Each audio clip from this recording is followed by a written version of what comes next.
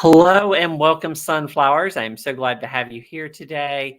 I am going to be joined in just a moment by the creator of this deck, the In Between Tarot.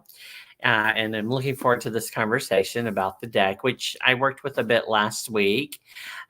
So let's go ahead and bring her on. Janine Worthington. Welcome, Janine. Hi, thank you, Rosemary. It's really nice to be on here. Thank you so much for inviting me on. Yes, absolutely. I was so excited to have you with me when I interviewed Grace about her deck and touch base with you about yours and get you to come on today. I actually had seen several people talk about the In Between Tarot, and I see you all the time on Instagram posting things, but I hadn't actually looked at it until we had our conversation. And so I had to go out and get it so we could talk about it. Oh, thank you for buying the deck. Yes, no problem.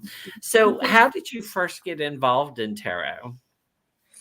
I've been involved in tarot for most of my lifetime. So, as a child, actually, I was really more interested in astrology. So, astrology came first before the tarot. And then when I was a teenager, I started to get more interested in tarot as well. So, astrology led on to tarot. And I found a pack of tarot cards underneath the floorboards at my mum and dad's house. It was the Thoth Tarot.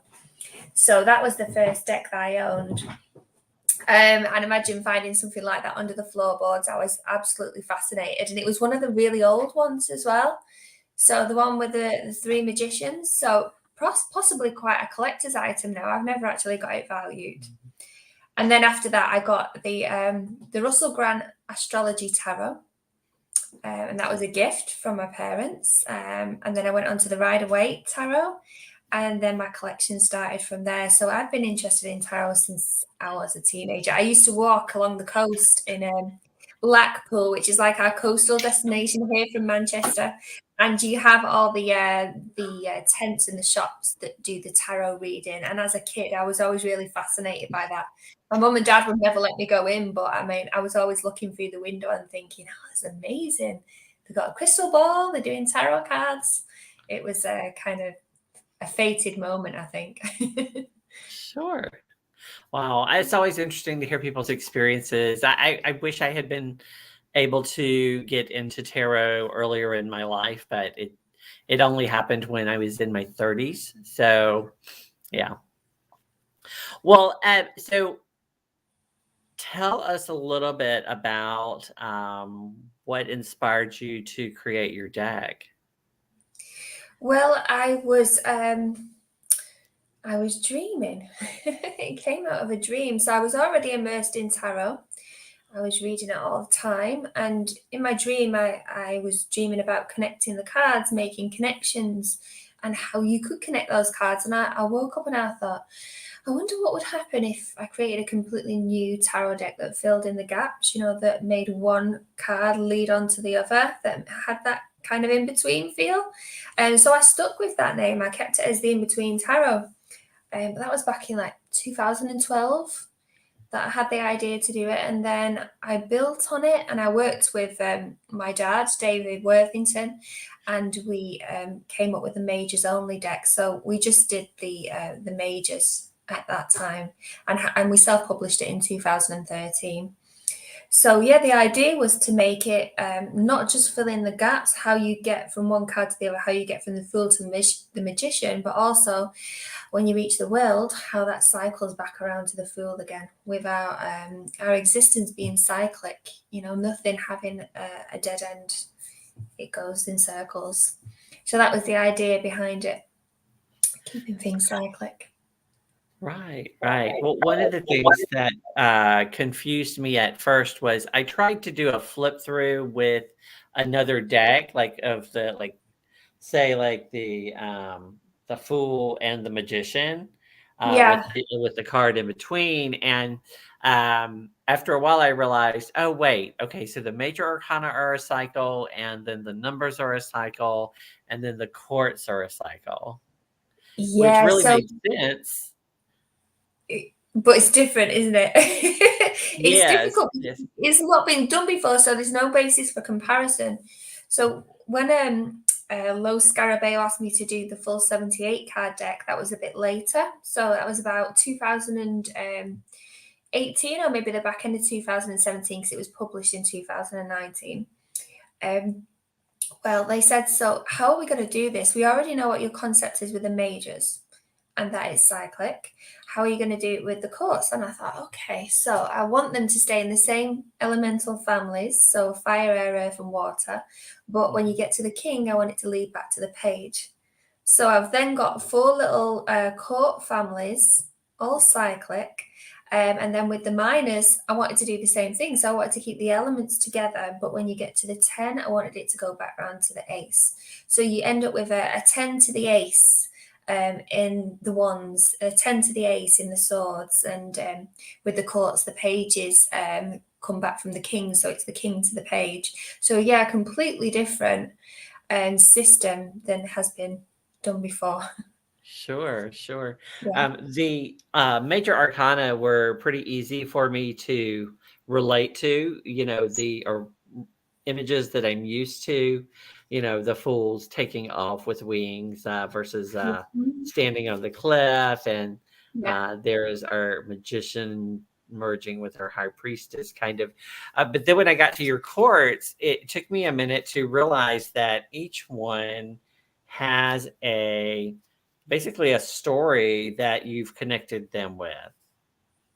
Yes, so I wanted to have a theme for each of the minors, and the minors theme actually does go into the court cards as well, so it stays with the same theme, although you haven't got a 10 to the page. You know, usually if you've got a Right. book on the tarot, they usually do the page after the 10 in a lot of cases, but here, because I was keeping those separate, I couldn't do that. I didn't want to do that, but I kept the story on going. So yeah, the 4 stories are the Picts and the Romans. So you've got a bit of a battle going on with the swords. You've got the suffragettes within the coins, because I wanted it to be coins rather than pentacles. And then within the cups, you've got a family living in Africa. And then there is the festival couple within the wands and the flame throwing and the circus atmosphere. So 4 completely different stories going in there, because I wanted to show that our journeys, carry on with the same Mhm. person. I wanted that same person to move through the entirety of that journey rather than having different people, if you see what I mean. Sure, sure. So this is the aces, and the aces you said are the festivals. So we're following. Mhm. Um, let's see, the some people through the festival. Um,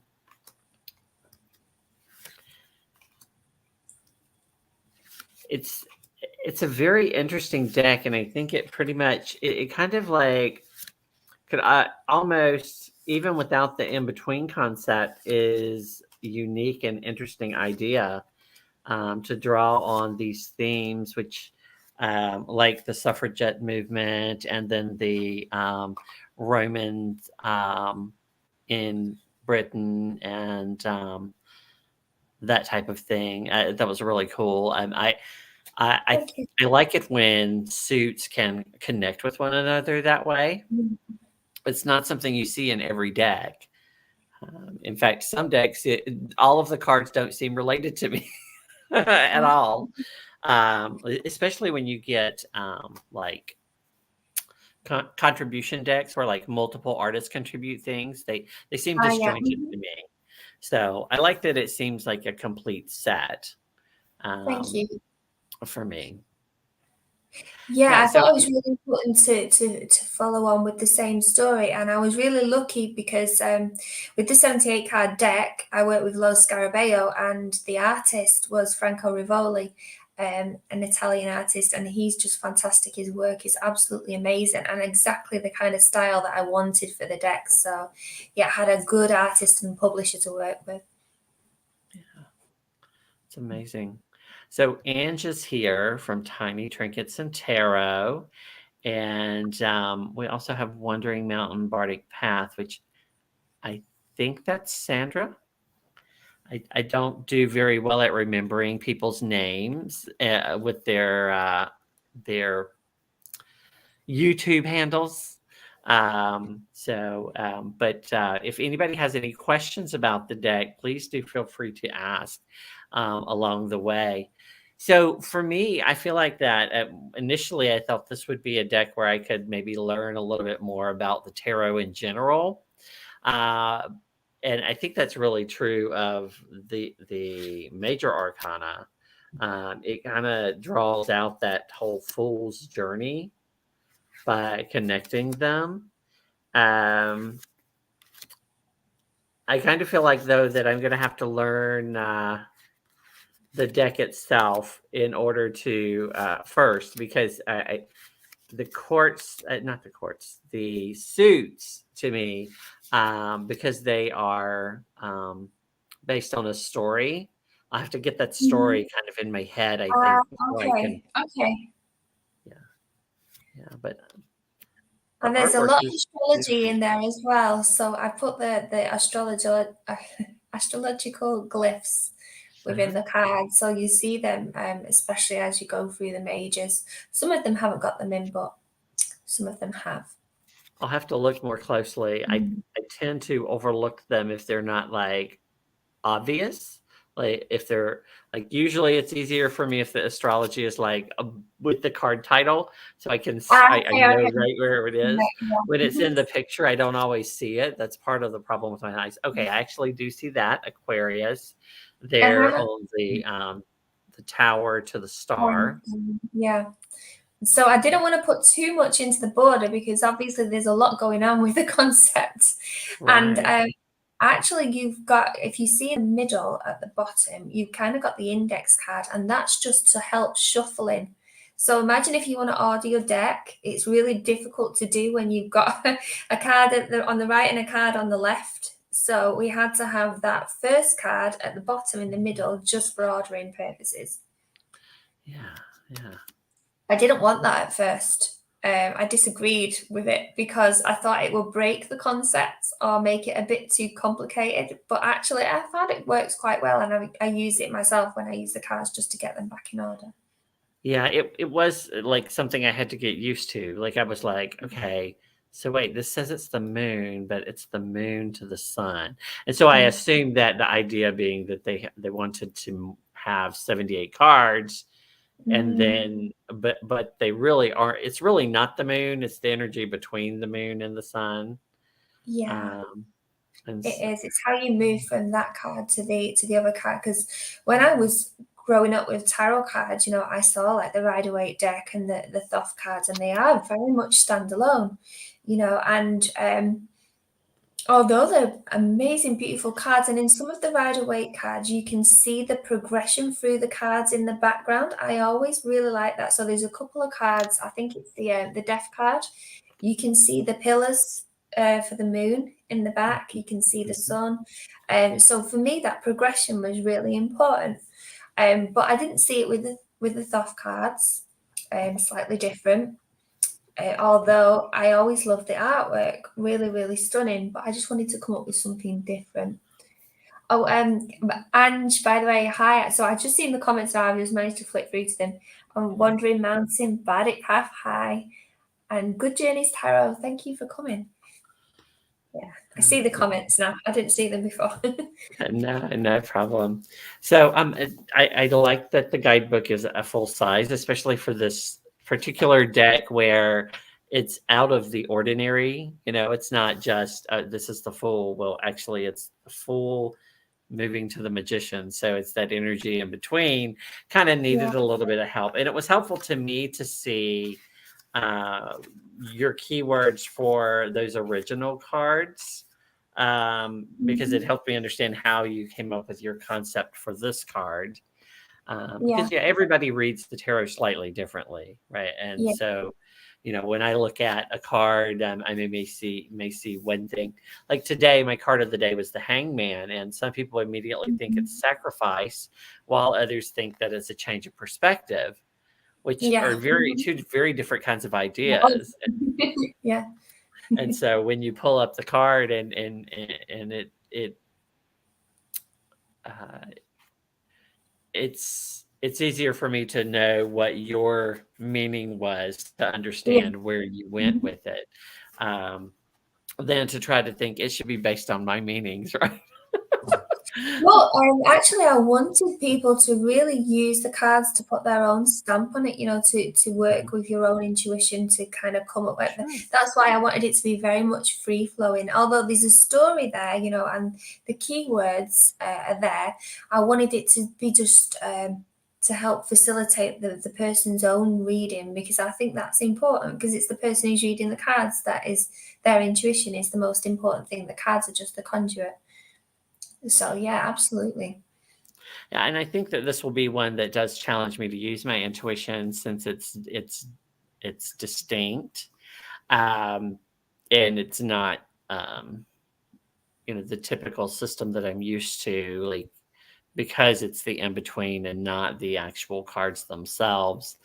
Yeah. But I think I need to learn. I did realize after I worked with it a few days that I needed to go back and look at the stories that were in there so that I understood the flow of the suits. Um, and so I've been going back and reading about that, and I actually reorganized this again, as you can see, so Okay. that I can actually go through and follow the story along. And I think that'll help me Okay. to learn, um, these cards. Um, Well, I watched your videos and they were fantastic. So you were doing some really good card readings with those. Yeah. I didn't get the tags at first. For some reason I got them a couple of days later. So I think I don't know if you tag somebody on Instagram, you don't always see it. So apologies, I didn't catch on to those straight away. But yeah, they were great. Oh, yeah, I don't always tag people, when I'm doing things. I actually have started using, Meta Business Suite to do my post on Oh yeah. Instagram for the whole week, and I haven't figured out how to tag anyone when I do stories on it. It doesn't Oh, seem to have that little function that I see on Instagram itself. Oh, but I Um think you definitely did. You put something like at the in between tarot, and for some reason it didn't flash up on my feed. I don't know why. Sometimes it does that. So yes, sorry, I did catch it a few days later, but yeah, they were great. yeah. Um, so let's see. Wandering Mountain Bardic Path is called Gem. Gem. I hope I'm pronouncing that right. Is it Gem or Jamie? Gem. Jamie, yeah, Jamie, yes, yes. Glad you're here, Jamie. Sorry, I got your name wrong. Like I said, I'm still learning to connect people's handles with their names, Me too. on these things. So, um,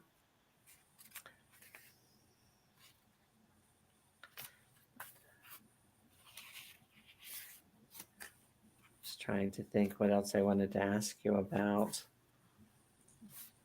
I do love this image of the high priestess going to the empress.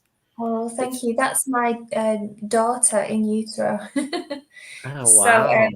I was pregnant when I designed the concept for that card, and the purple cord through the middle actually represents the umbilical cord, and the butterflies going around the umbilical cord represent the transformation. From darkness into light, from the womb into the world, and the whole mothering concept of the Empress. So that card was really important to me. It's actually one of the most special cards in the pack for me. That one means a lot.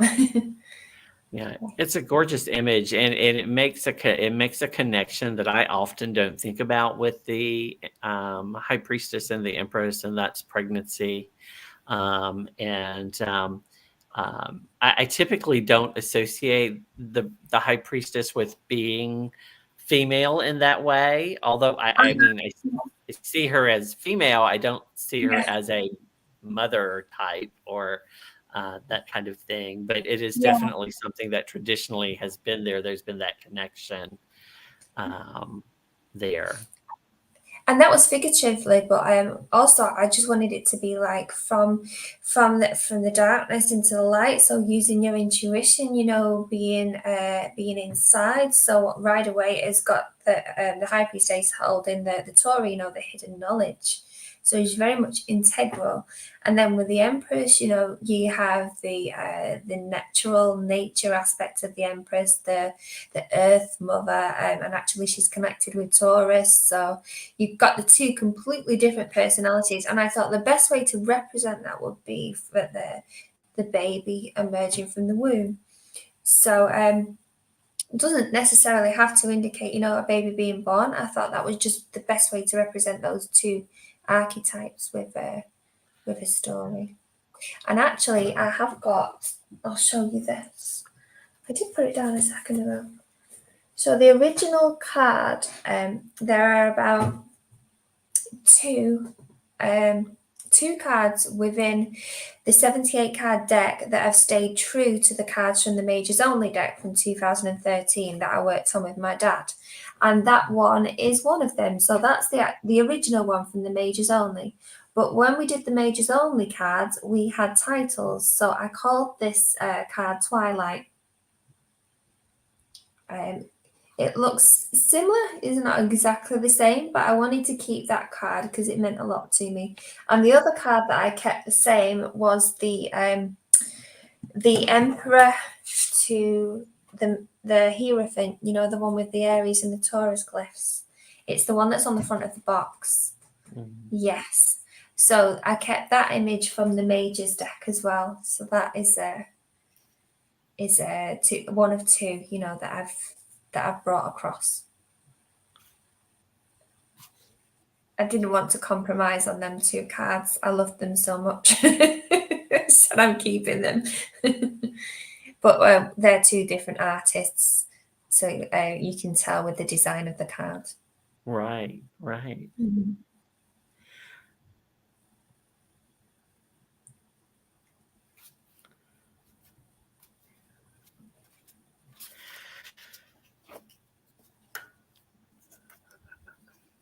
So are you currently working on anything that, or is there any topic of interest that you are hoping to study more in the near future? Well, I'm doing an Oracle deck at the moment. So the cards are all designed and we're calling it the Oracle Deck of Bridges.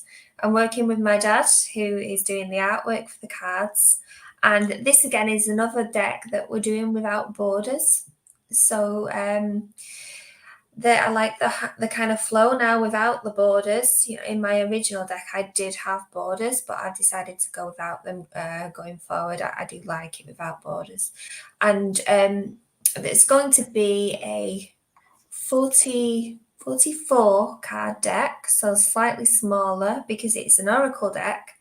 And I've got 4 suits. So I've got a body suit, which has got a brown back, a mind suit, which is a yellow back, a spirit suit, which has got a purple back, and then an emotions suit, which has got a blue back. They all feature bridges. So again, I'm focusing on connections, and they all have a one-word concept which goes with the image and connects you to what you need for that day when you pull that card.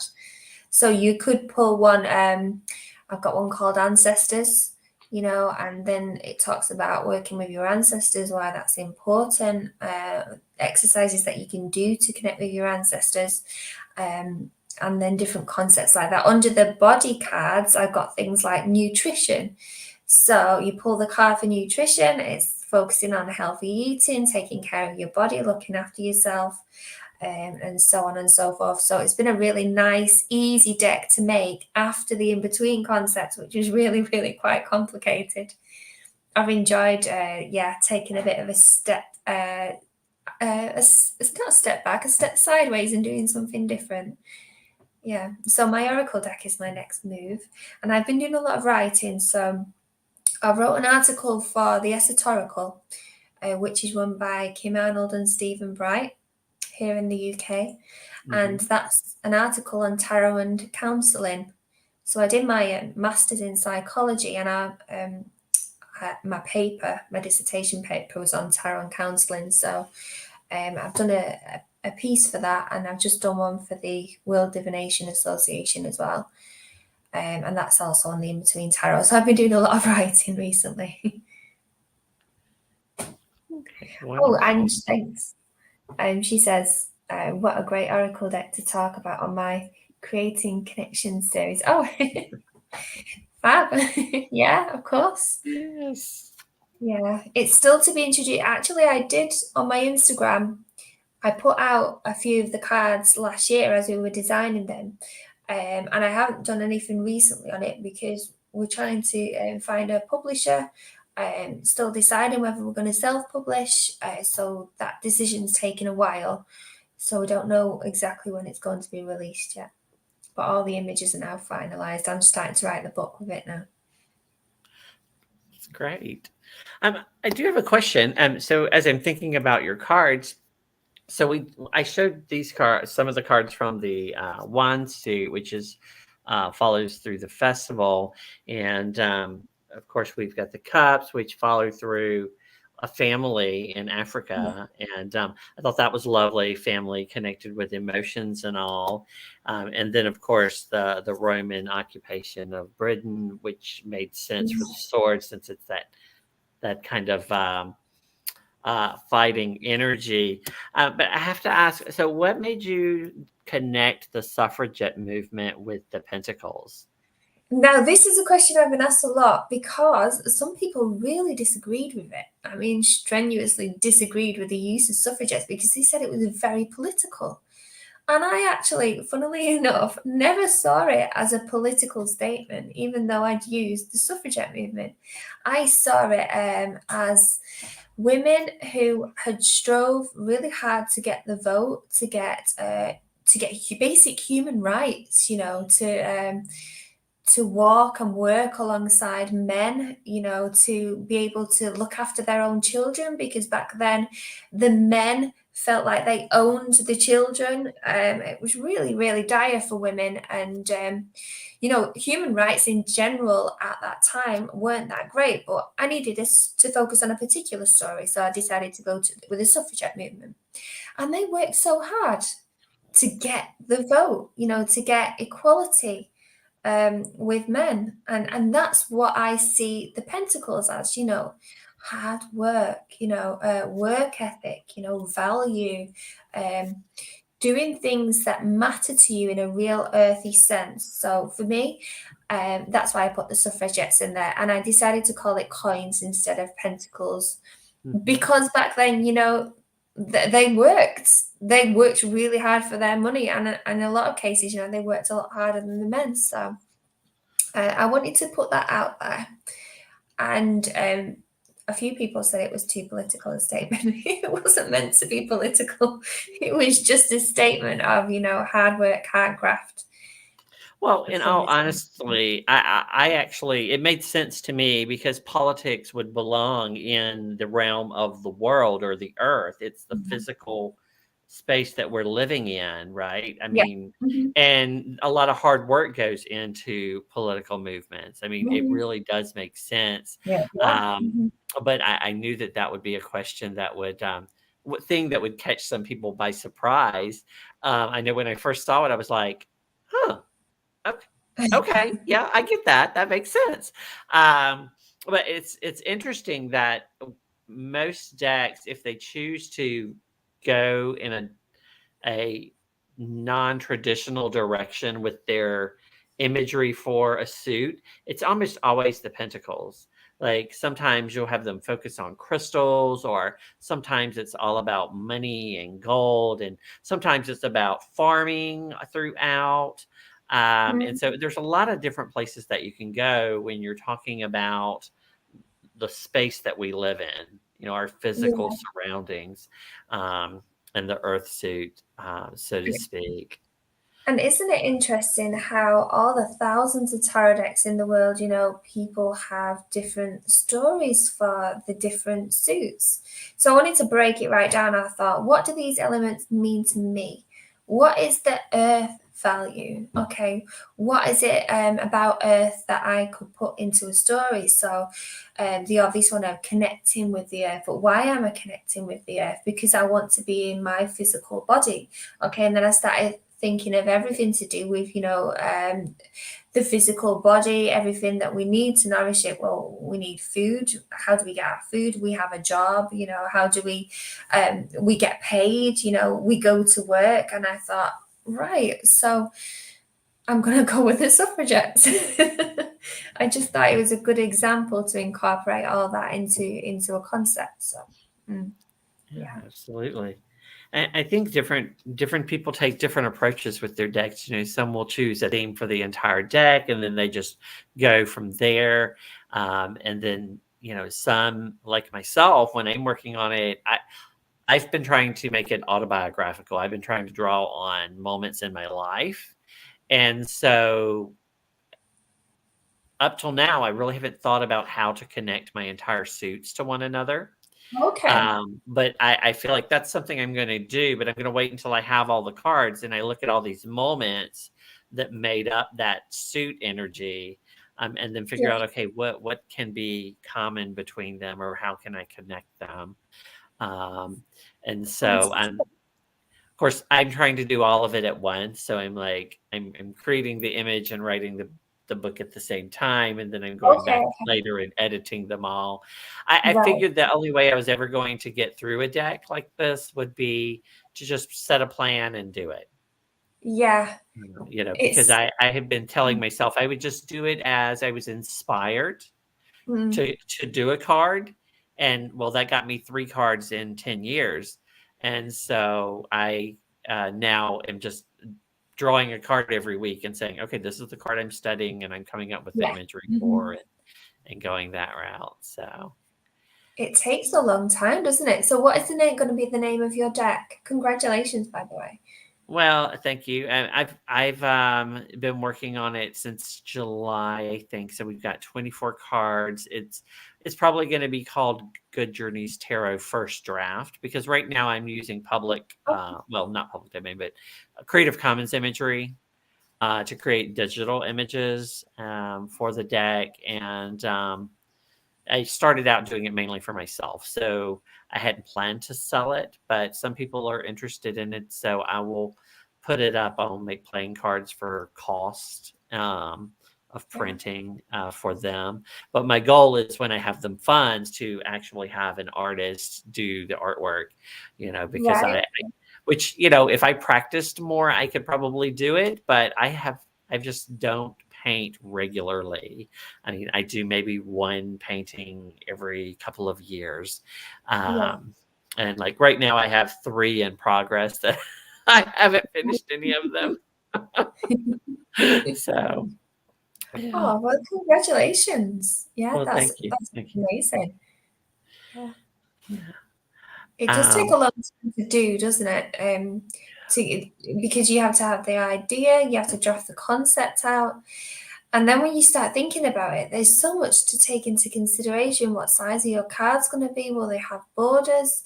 Are you going to have any astrological, Kabbalistic imagery in there, and how will that work? And it gets super complicated. Yes.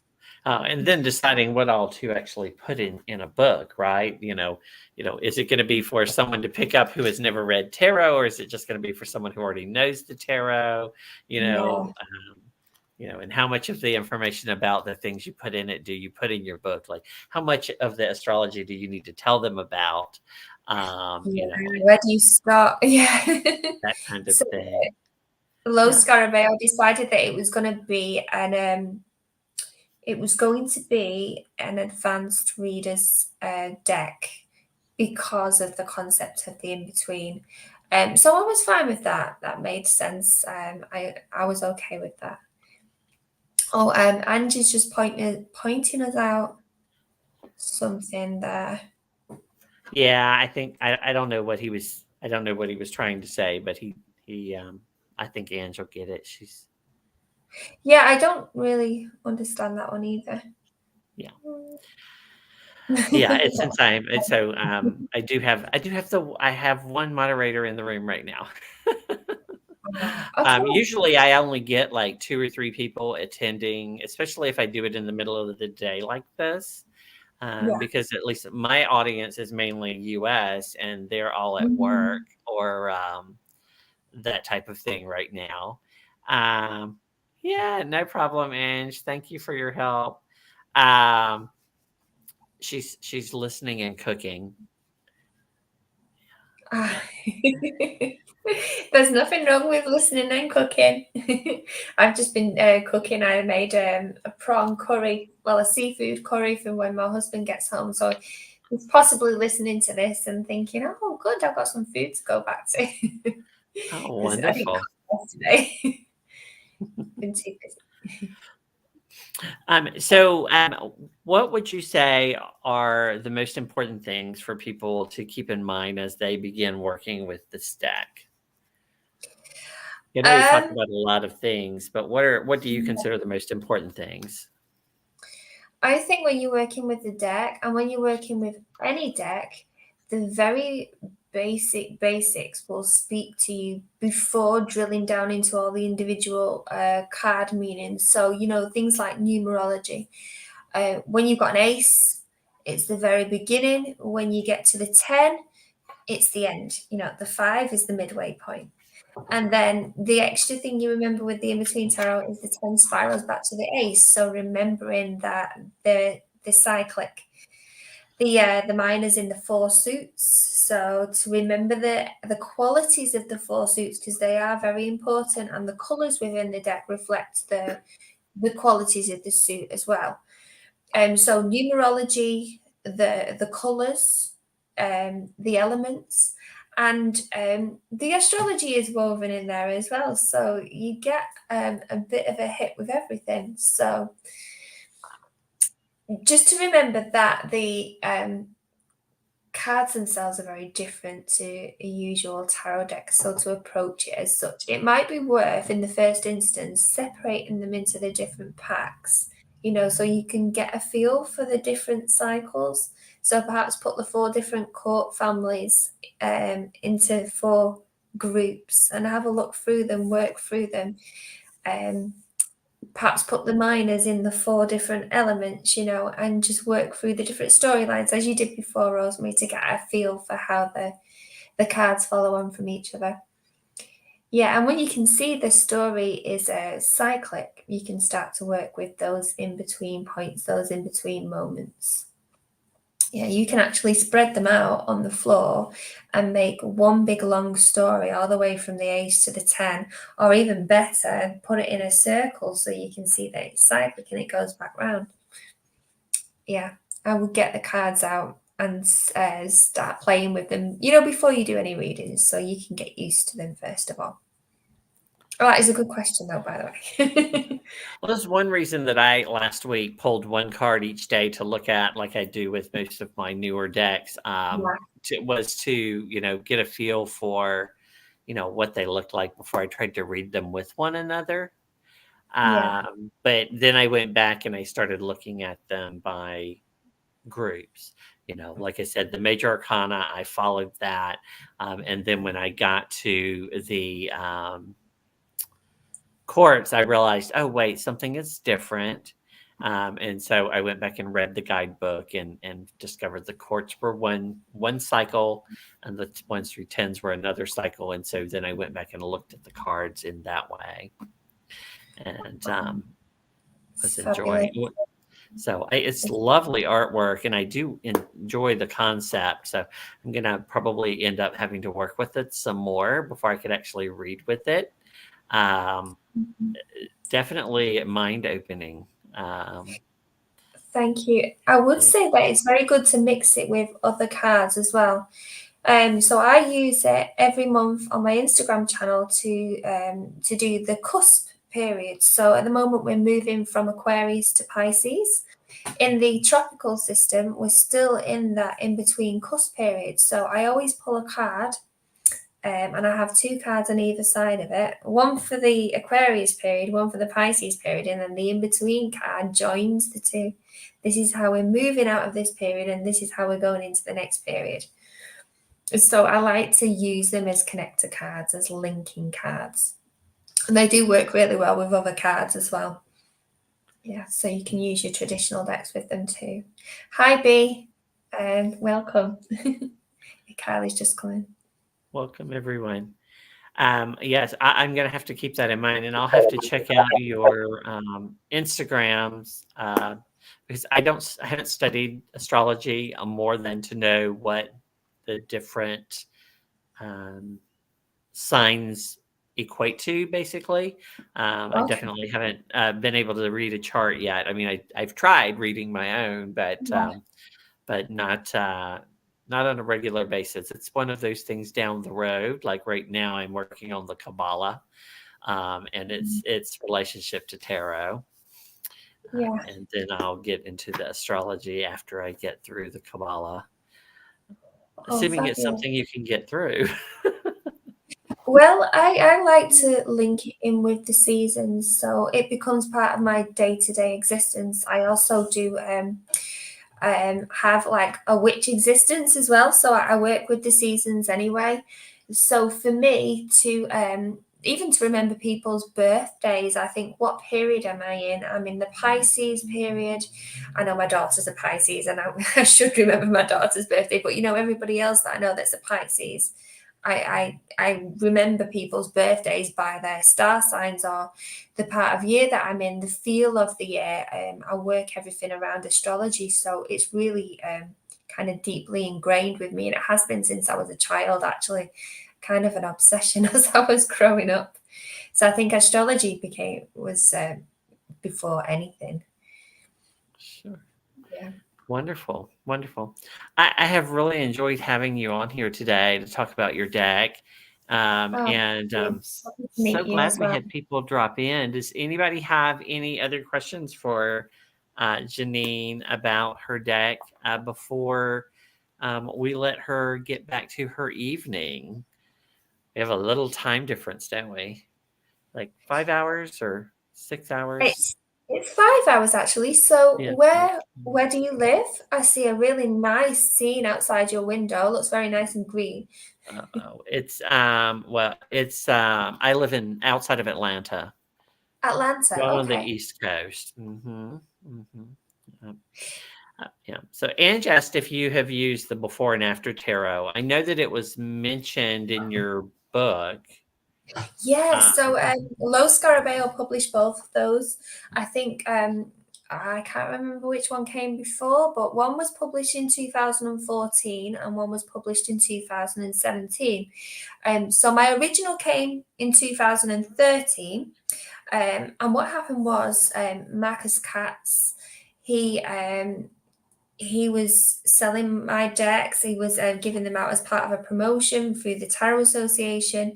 And he spoke to Lo Scarabeo after they'd done the before and after tarot and said, well, did you know that Janine had done this concept back in 2013? And they went, oh, right, okay, fabulous. So we'll get her to do the whole in between tarot concept, which I did do.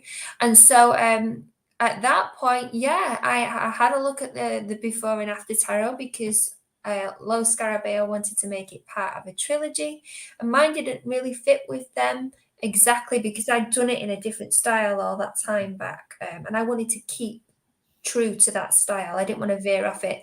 They very much focused on the Rider-Waite style with their cards, which I saw, and I have got. Which one have I got? Let me see. It's in here on amongst all my tarot collection. I've got the after tarot. Yeah. So I do use it. I like it. I like using it if I using my Rider-Waite cards. That's nice. So I like to link them together. But it is very different from the style that I was going for. Because some people again said, why didn't you do the same style as the before and after tarot? He said, well, my style was already set in stone in 2013, so I didn't want to change it. I just stayed true to what I'd done. Yeah. I didn't want to go with the Rider-Waite style. For me, I think it has been done too many times, so I wanted to do something different. Absolutely. And so you've come up with a unique and very interesting deck, and I'm very Thank you. much looking forward to studying it more. And since now I have you on my messenger, I may have to ask you a question down the road as I study it Yeah, even more. yeah, you can ask me anything you want, whenever. I'm always open to questions, so yeah, just ask away. Well, it's been a thrill having you here today. I'm have to go back to work after this. Really? It's So been what are you doing? so, I'm in accounting. Um, Okay. so I have to go balance books some more after this today. Use my lunchtime to film sometimes, especially when I'm talking with people from other countries because the Yeah. times are so different. But I do like it when I can connect with people who are in other parts of the world. I've been fortunate to have Nina from Shuffle Tarot over from Australia on, and you yourself, and so I think it makes things more interesting when we can connect globally on topics like this Yeah, and talk about definitely. them. So, before we go, I just want to again thank you very much for being here. I want to Thank you. remind everybody who's watching in the playback or live that on Sunday at 1 Eastern Standard Time, we'll have our 78 cards in 78 weeks. Where I walk through the card that I'm currently working on in my deck. This week happens to be the Fool. We're 24 cards in, and we're finally getting to the first card.